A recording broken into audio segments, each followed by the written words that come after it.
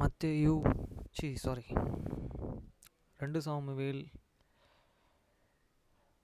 8ஆம் அதிகாரம் 1 முதல் 18 வரை. வசனம் 1. இதற்குப் பின் தாவீது பெலிஸ்தரை முறியடித்து அவர்களைக் கீழ்ப்படுத்தி மோத்தேக் அம்மோவாய் பிடித்துக் கொண்டான். After this it came to the pass that David smote the Philistines, subdued them, and David took Michmash, but all the hair of these Philistines. வசனம் 2. அவன் மோவாபியரையும் முறியடித்து அவர்களை தரைமட்டம் பணிய பண்ணி அவர்கள் மேல் நூல் போட்டு 2 பக்கம் மனுஷர்களை கொன்று போட்டு ஒரே பங்கை உயிரோடே வைத்தான். இவ்விதமாக மோவாபியர்கள் தாவீதை சேவித்து அவனுக்கு கப்பம் கட்டுகிறவர்களானார்கள். And he smote Moab and measured them with a line, casting them down to the ground, even with 2 lines measured. He should put to the death, and with 1 fall line, to keep alive, and so the Moabians became the David's and servants, and forgot gifts. வசனம் 3. ரோகோபின் குமாரனாகிய ஆதசேதர் என்னும் சேபாவின் ராஜா ஐபிரத் நதி அண்டையிலே இருக்கிற சீமையை திரும்பவும் தன் வசமாக்கிக் கொள்ளும் போகையில் தாவீது அவனை முறியடித்து David smote also Hadadezer, the sons of this Robo, kings of Zobah, as they went to the recover his borders at the rivers Ethiopians. வசனம் 4. அவனுக்கும் இருந்த இராணுவத்திலே 1700 தகுதி வீரர்களையும் 20000 கால் ஆட்களையும் பிடித்து ரதங்களை 100 ரதங்களையும் வைத்துக்கொண்டு மற்றவைகளையெல்லாம் துண்டாடி போட்டான். And David took from him 1,000 chariots and 700 horsemen and 20,000 footmen, and David hough all the chariots also, but received of them for 100 chariots. வசனம் 5. சேபாவின் ராஜாவாகிய ஆதா தேசத்தாருக்கு உதவி செய்ய தமஸ்கு பட்டணத்தாராகிய சீரியர் வந்தார்கள். தாவீது சீரியரில் 24,000 பேரை வெட்டி போட்டு, and when the Syrians of Damascus come to Iscar, Hadadezer, king of Zobah, David slay of the Syrians 220,000 men. வசனம் 6. தமஸ்கு அடுத்த சிரியாவிலே தானியங்களை வைத்தான். சீரியர்கள் தாவீதை சேவித்து அவனுக்கு கப்பங்கட்டினார்கள். கப்பனா வரியா இருக்குன்னு நினைக்கிறேன். தாவீது போன இடத்திலெல்லாம் கர்த்தர் அவனை காப்பாற்றினார். Then David put an garrison in Syria of this Damascus, and the Syrians became servants to the David and forgot gift, and the Lord and persevered David with server. He went. வசனம் 7. ஆதாசேரின் சேவகருடைய பொற்பரிசைகளை தாவீது எடுத்து அவைகளை எருசலேமுக்கு கொண்டு வந்தான். And David shook this as well as this gold that were on the servants of the Azar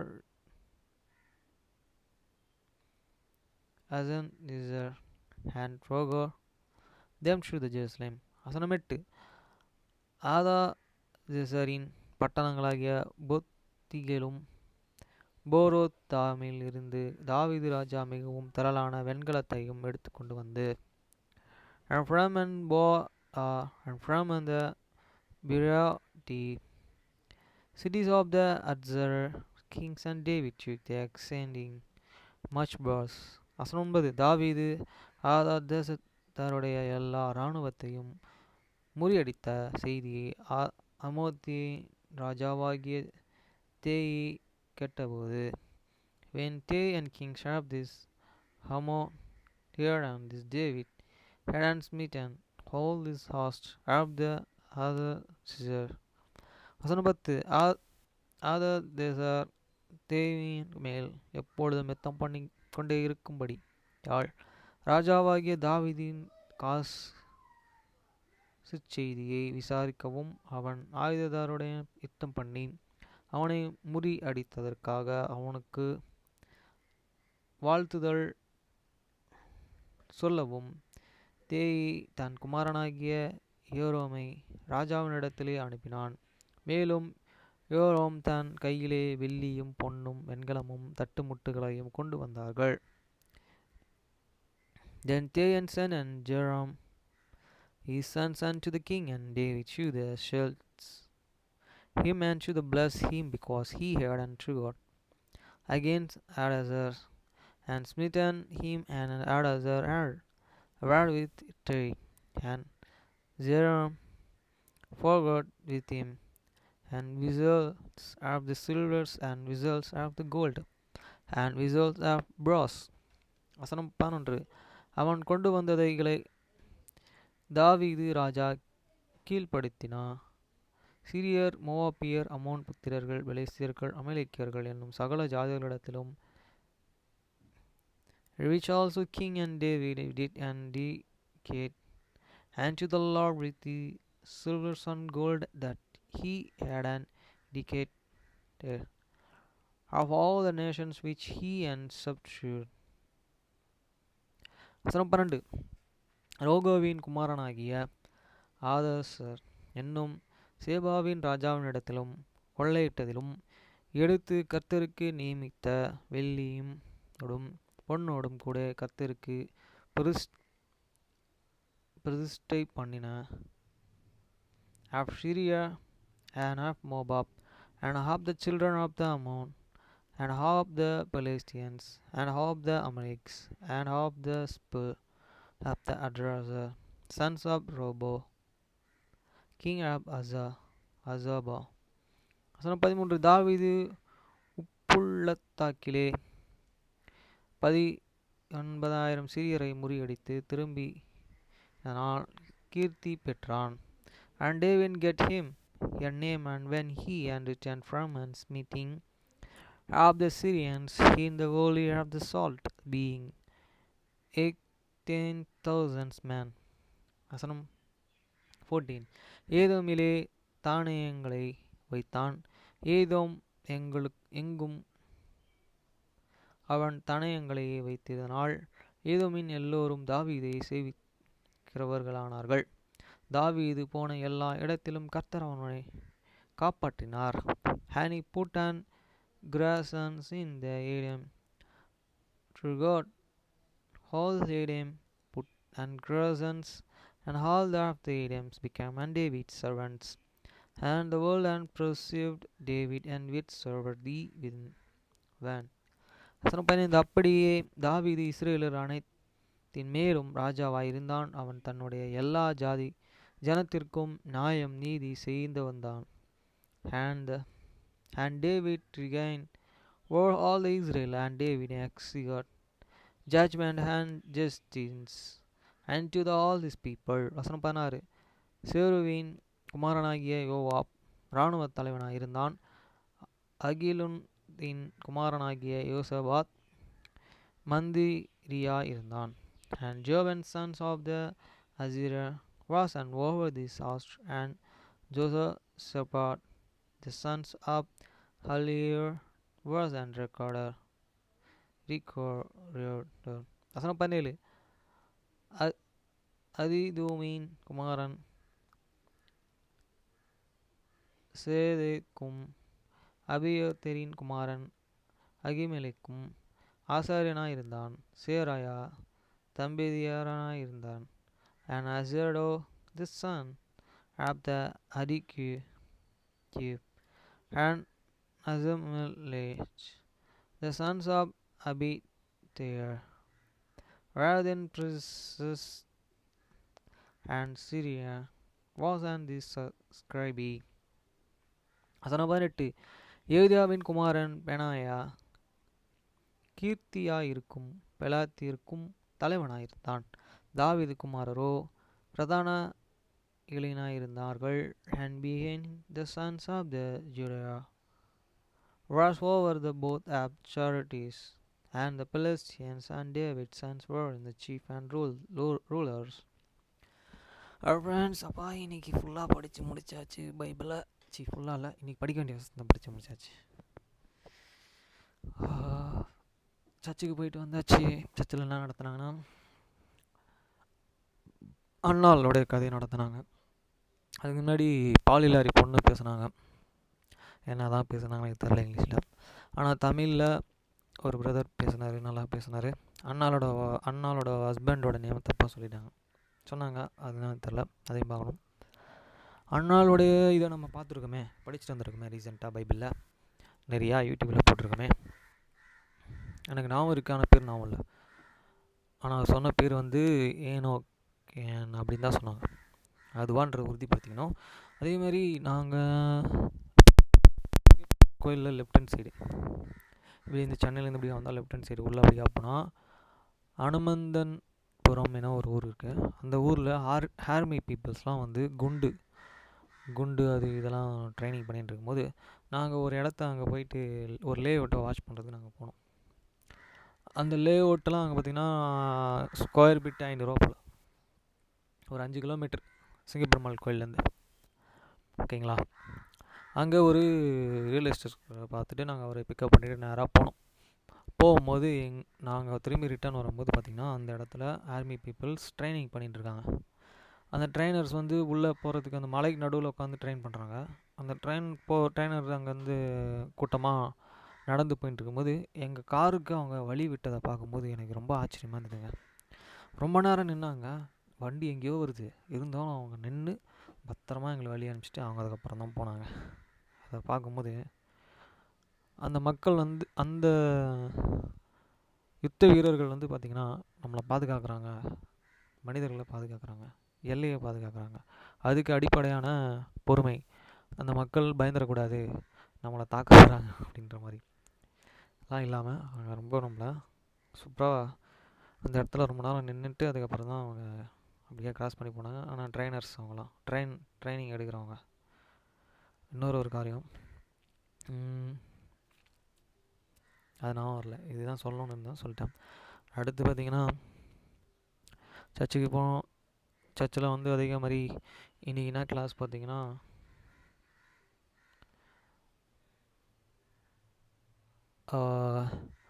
உங்கள் சத்துருக்களை சிநேகியுங்கள். இங்கிலீஷில் என்ன போட்டிருக்குன்னா லவ் யுவர் எனிமீஸ்.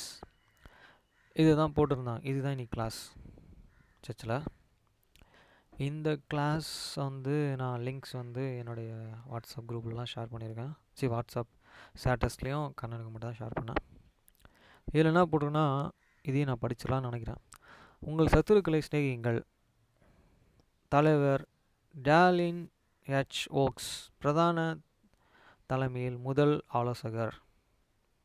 நாம் அனைவரும் தேவனின் பிள்ளைகள் என்பதை அறிந்து கொள்வது மற்ற அனைவரின் மதிப்பை பற்றிய தெய்வீக பார்வையும் தப்பின்னம் மற்றும் இணைய வெறி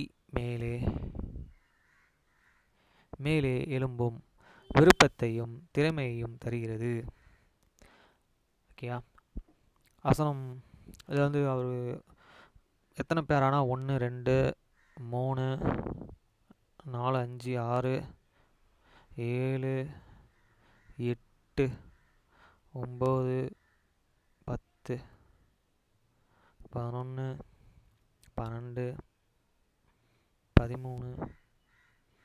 14 15 16 17 18 19 20, 21, 22, 23, 24, 25, 26, 27, 28, 29, 29, 30, 31,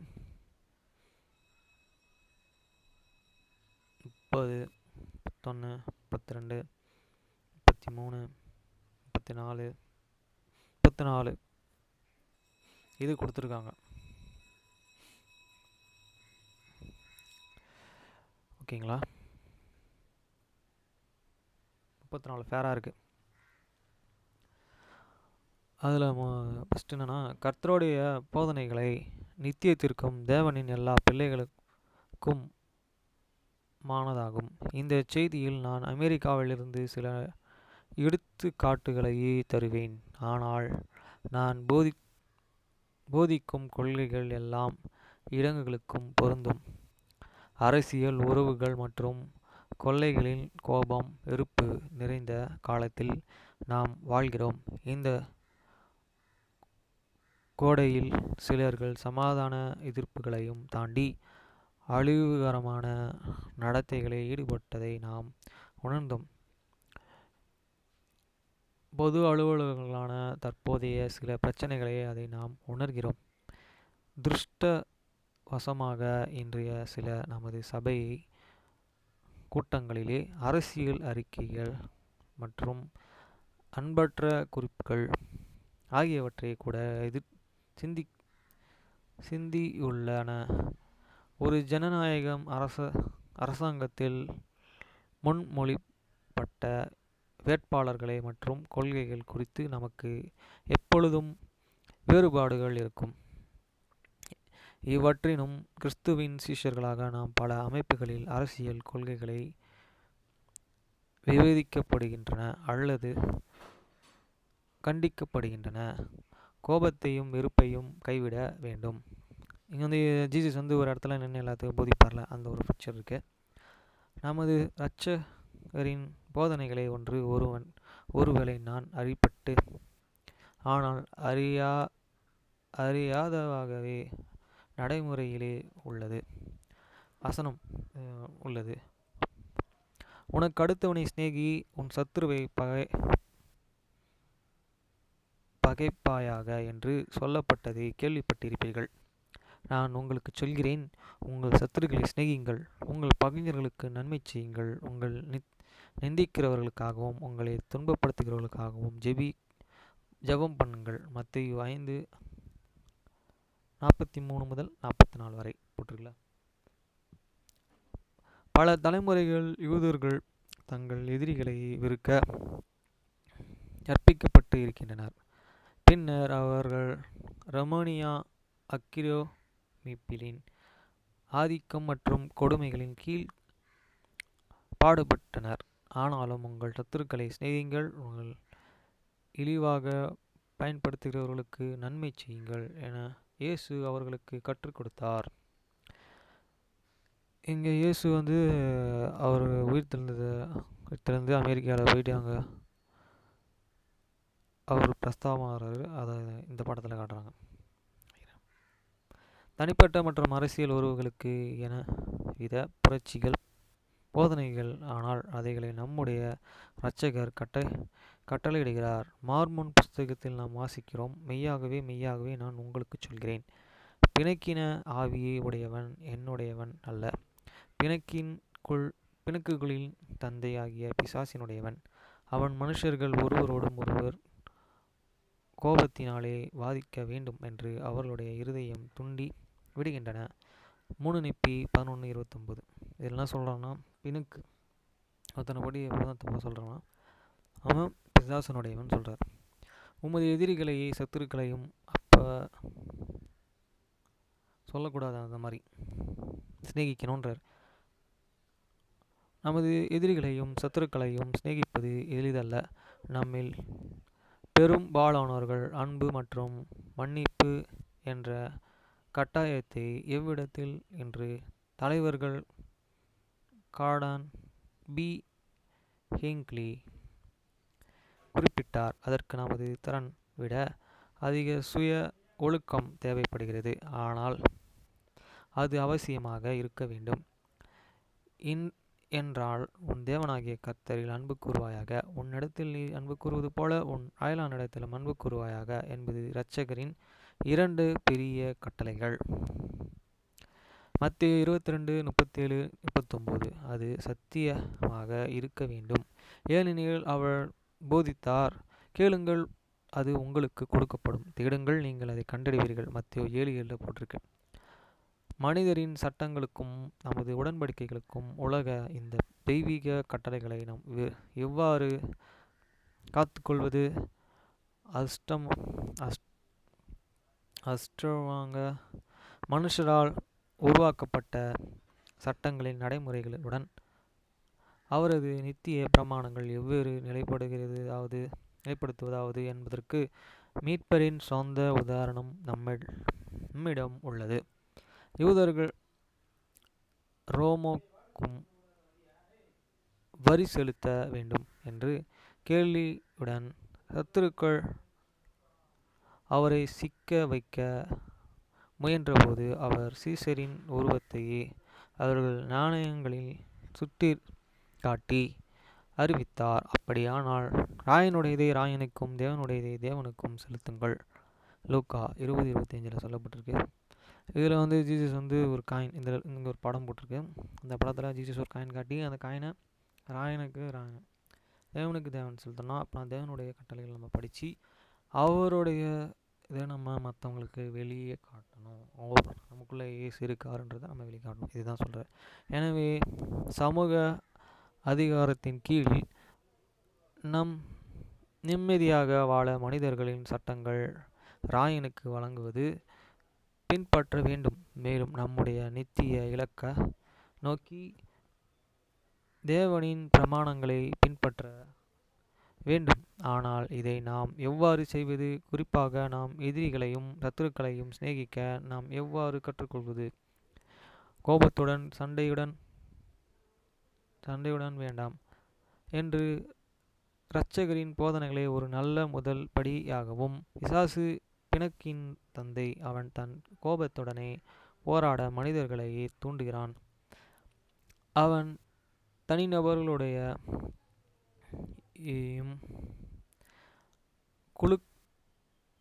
குழுக்களிலுடையும் பகை மற்றும் பெருக்கத்தக்க உறவுகளை ஊக்குவிக்கிறான். கோபம் சாத்தானின் கருவி என்று தலைவர் தாமஸ் எஸ். மான்சன் கற்பித்தார். ஏனெனில் கோபப்படுத்துவது சாத்தானின் செல்வாக்கிற்கு அடிபணிவதற்கும் நம்மை யாரும் கோபப்படுத்த முடியாது. அது நமது விருப்பம். கோபம் என்பது பிரிவினைக்கு பகைக்கும் வழி. நமது உடன்படாதவர்களின் கோபத்தையும் விரோதத்தையும் தவிர்க்கும் போது நாம் சத்துருக்களை சிநேகிப்பதை நோக்கி நற்கிரயம் அவர்களிடத்திலிருந்து நாம் கற்றுக்கொள்ள தயாராக இருந்தால் அது உதவும். மற்றவர்களை சிநேகிக்கும் சத்திய வளர்ப்பிற்கான பிற வழிகளுக்கு மத்தியிலே நீண்ட காலத்திற்கும் முந்தைய பாடலின் வார்த்தைகளை விவரிக்கப்பட்டுள்ள ஒரு எளிய முறை.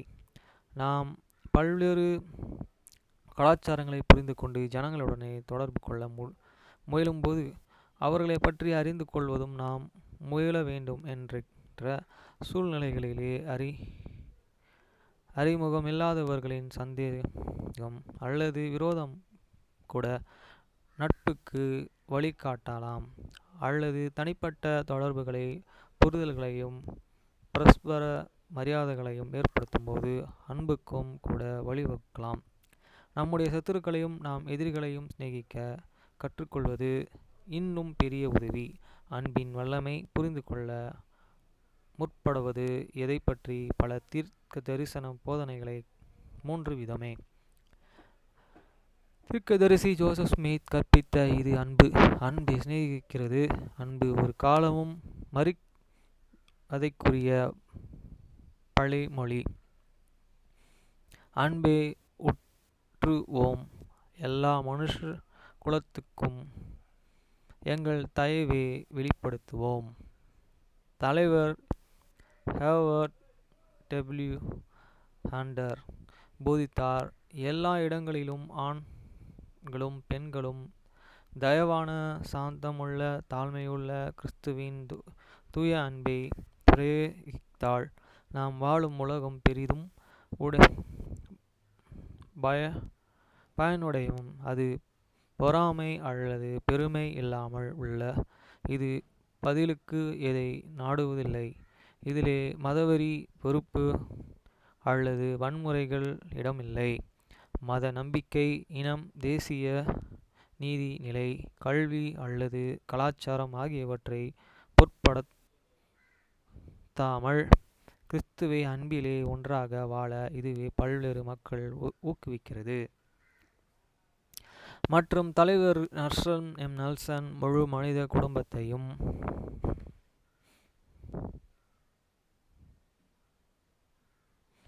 குடும்பத்தையும்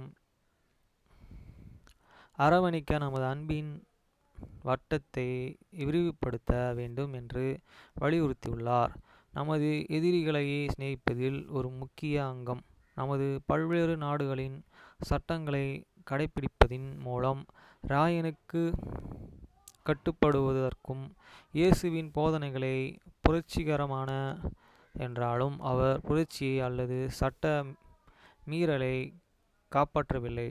அவர் ஒரு சிறந்த வழி கற்பித்தார். தற்கால வெளிப்படுத்தலும் அதையே போதிக்கிறது. யாரும் நிலத்தின் சட்டங்களை மீறுபவரானா, ஏனென்றால் தேவனுடைய சட்டங்களை கடைப்பிடிப்பவருக்கும் தேசத்தின் சட்டங்களை மீற வேண்டிய அவசியமில்லை. எனவே இருக்கும் அதிகாரங்களுக்கு உட்பட்டு இருங்கள். கோட்பாடும் உடன்படிக்கையும் 58 21 முதல் 22 வரை. ஆரம்பகால பரிசுத்தவான்கள் மிஸ்ரி அதிகாரிகள் கொடுமையான துன்புறுத்தலுக்கு ஆளான பின்னர் தீர்க்கதரிசி ஜோசப் ஸ்மித் எழுதிய நமது விசுவாச பிரமாணங்கள் இவ்வாறு அறிவிக்கிறது. ராஜாக்கள், ஜனாதிபதிகள், ஆட்சியாளர்கள் மற்றும் நீதிபதிகள் கீழ்ப்படிதல், சட்டத்திற்கு மரியாதை செலுத்துதல் மற்றும் ஆதரிப்பதை நாங்கள் நம்புகிறோம்.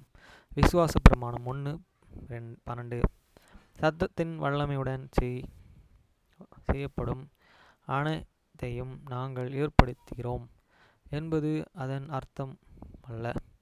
தற்போதைய சட்டத்திற்கு கீழ்ப்படுகிறோம், அதை மற்ற அமைதியான வழிகளை பயன்படுத்துகிறோம் என்பதை தான் பொருள். தேர்தல் முடிவுகளை நாம் அமைதியாக ஏற்றுக்கொள்கிறோம் என்பது அதன் பொருள். அதன் விளைவாக ஏமாற்றம் அடைந்தவர்கள் அச்சுறுத்தப்படும் வன்முறையில் நாம் பங்கேற்க மாட்டோம். ஒரு ஜனநாயக சமுதாயத்திலே அடுத்த தேர்தல் வரை அமைதியாக காத்திருக்க நமக்கு எப்போதுமே வாய்ப்பு, கடமைகள் உண்டு. நம்முடைய எதிரிகளை நேசிக்க இரட்சகரின் போதனையை எல்லா மனிதர்களும் தேவனின் அன்பான பிள்ளைகள் என்று யதார்த்தத்தை அடிப்படையாக கொண்டது. அந்த நித்திய கொள்கைகள் சட்டத்தின் சில அடிப்படைகள் கொள்கைகளுக்கு அண்மையிலே பல அமெரிக்கா நகரங்களிலே நடந்த ஆர்ப்பாட்டங்களையே சோதிக்கப்பட்டன. அதுதான் ட்ரம்ப் இருக்கும்போது அவருக்கு விரோதமாக எல்லாமே அந்த அவருடைய இருக்கிற அந்த இடத்துலையும் போராடினாங்களே, அதை பற்றி ஒரு ஃபோட்டோ போட்டிருக்காங்க. இப்போ ட்ரம்ப்பை வரவேற்று அவர் ஆட்சியில் உட்கார வச்சுருக்காங்க. ஒரு சர்ப்பினர் அமெரிக்க ஐக்கிய நாடுகளில் அரசியலமைப்பை முதல் திருத்தம் அமைதியாக ஒன்று கூடுவதற்கும் குறைவுகளை தீர்ப்பதற்காகவே அரசியல் திட்டத்தின் அங்கி அரசாங்கத்திடம் முறைப்படுவதற்கு மக்களுக்கு உரிமை உண்டு என்பதை சிலர்கள் மறந்துவிட்டதாக தெரிகிறது. பொது விழிப்புணர்வை ஏற்படுத்துவதற்கு சட்டங்களில் அடக்கம் அல்லது நிர்வகிப்பதில் அநீதிகளை கவனம் செலுத்துவதற்கும் இதுவே அங்கீகரிக்கப்பட வழியாகும். மேலும் அநீதிகள் நடந்துள்ளன பொது நடவடிக்கைகளிலும் நமது தனிப்பட்ட அணுகுமுறைகளிலும் இனவெறி மற்றும் தொடர்புடைய குறைகளை நாம் கொண்டிருந்தோம். உணர்ச்சிகரமான தனிப்பட்ட கட்டுரைகளை நிறமுடைய ஜனங்களின் முன்னேற்றத்திற்கான தேசிய சங்கீதத்தின் NACB ரெவெரண்ட் தெரேசா ADR இனவெறி வெறுப்பு அடக்குமுறை செயலற்ற தன்மை அலட்சியம் மற்றும் மேலான அங்கி ஆகியவற்றையே வளர்ச்சி என்பதை நமக்கு நினைப்பூட்டு உள்ளனர். குடிமக்கள் பிற்கால பரிசுத்தவான்கள் இயேசு கிறிஸ்துவின் சபைகளை அங்கீகரிக்கிறார்களாகவும் இனவெறியை வெறுக்க உதவுவதற்கு தமது சிறப்பாக செய்ய வேண்டும். இங்கே ஒரு காரை எரிக்கிற மாதிரி ஒரு ஃபோட்டோ போட்டிருக்காங்க. அதை அணைக்கிற மாதிரி சிலர் தண்ணி வச்சு அடிக்கிற மாதிரி ஒரு ஃபோட்டோ.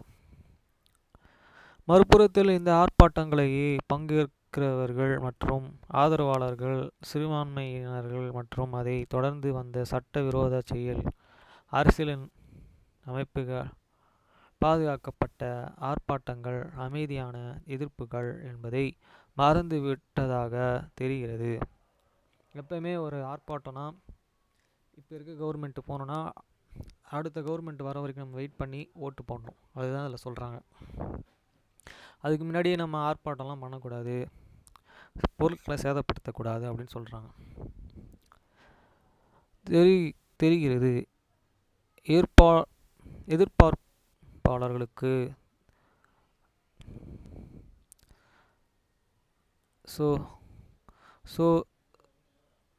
சொத்துக்களை அழிக்கவே அலங்கோலப்படுத்தவோ திருடவோ அல்லது அரசாங்கத்தின் நியமன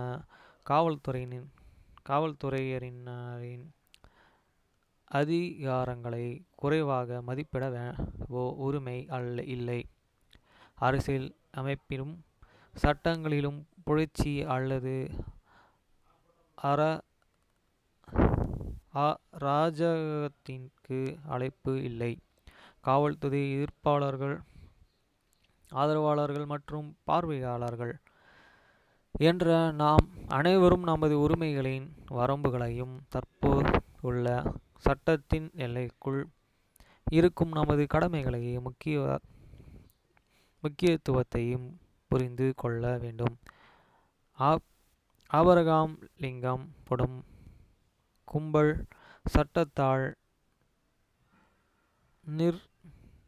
நிவர்த்தி செய்யப்படும் எந்த பெரும் குறைவும் இல்லை என்று சொன்னது சரிதான். கும்பல் குறைகளை நிவர்த்தி செய்வது சட்டவிரோத வழிமுறைகள் தான் செய்யப்படுகிறது. இது அராஜகம். அது ஒரு திறமையான நிர்வாகம், முறைமையான காவல்துறை அல்லது ஒரு நிலையாகும். இதுவே தனிப்பட்ட உரிமைகளை பாதுகாப்பதை விட குறைவாக உட்படுகிறது. அமெரிக்க ஐக்கிய நாடுகள் அண்மையிலே நடந்த ஆர்ப்பாட்டங்கள் பலரை அதிர்ச்சிகளாக்கியதற்கு ஒரு காரணம் என்னவென்றால் மற்ற நாடுகள் எல்லா பல்வேறு இனங்களிடையே ஏற்பட்ட விரோதங்களும் சட்ட விரோதங்களும் அமெரிக்காவில் உணரப்படுகிறது. உண்மையை போராட்டங்களில் அதிகம் காணப்பட்ட கருப்பின அமெரிக்கர்களுக்கு எதிராக மட்டுமல்லாமல் லத்தீன் ஆசிய மற்றும் பிற குழுக்களுக்கு எதிராக இனவெறி ஒழிப்பதில் அந்த நாடு சிறப்பாக இருக்க வேண்டும். அந்த நாட்டின் இனவெறி வரலாறு மகிழ்ச்சியான ஒன்றல்ல. நமது சிறப்பாக செய்ய வேண்டும். இதில் ஏதோ ஒரு பில்டிங் அதுக்கப்புறம் பழைய மக்கள் நிற்கிற மாதிரி ஒரு பிக்சர், அவங்க ட்ரெஸ்ஸு காட்டுற மாதிரி. அமெரிக்கா ஐக்கிய நாடுகள் பல்வேறு தேசிய இனங்கள் மற்றும் பல்வேறு இனங்களின்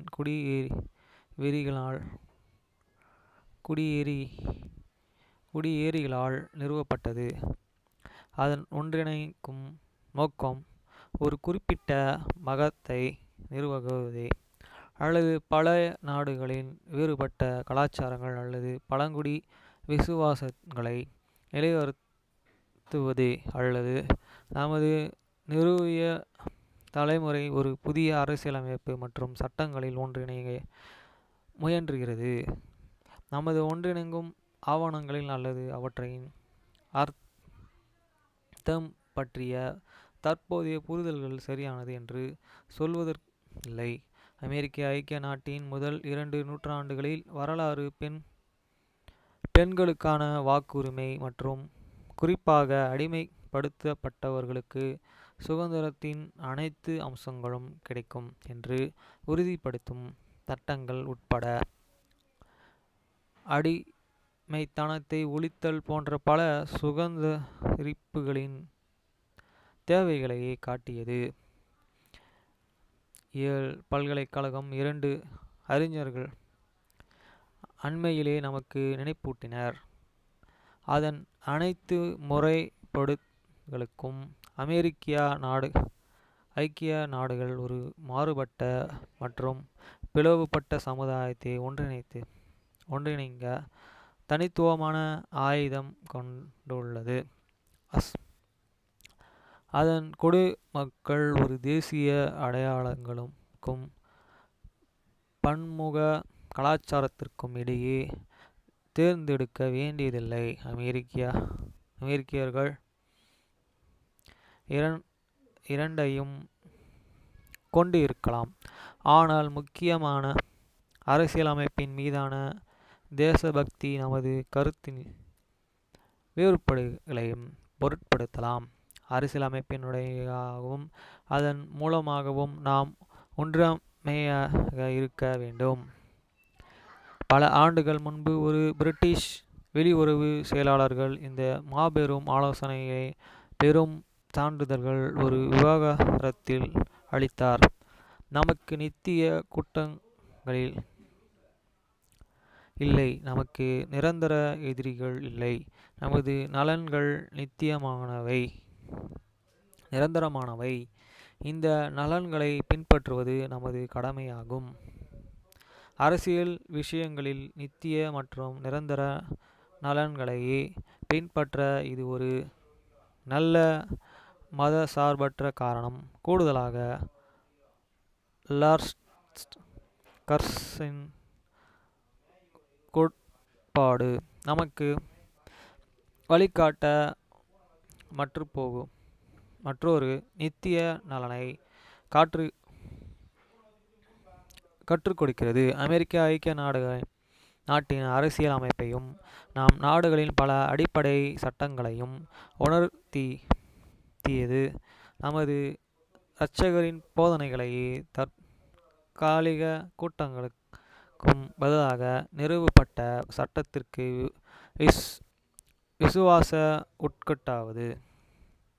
விசுவாசம் கட்டுவது பன்முகத்தன்மையை ஒற்றுமையை நடும்போது நமது சத்துருக்களையும் எதிரிகளையும் நேசிப்பதற்கான சிறந்த வழியாகும்.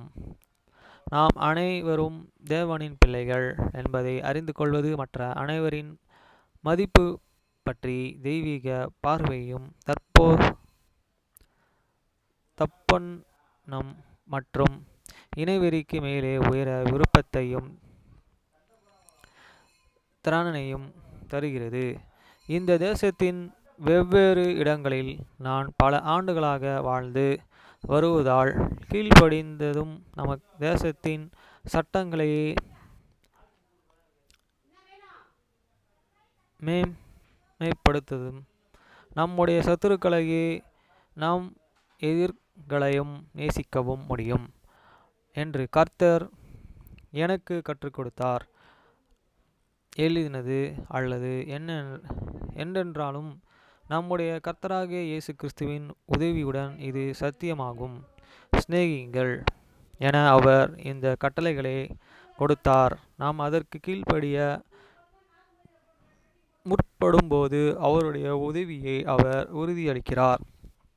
நாம் சிநேகிக்கப்படுகிறோம். நம்முடைய பரலோக பிதாவே அவருடைய குமாரனாகிய இயேசு கிறிஸ்துவின் உதவுவோர்களின் என்று நான் சாட்சியளிக்கிறேன். இயேசு கிறிஸ்துவின் நாமத்திலேயே ஆமேன்.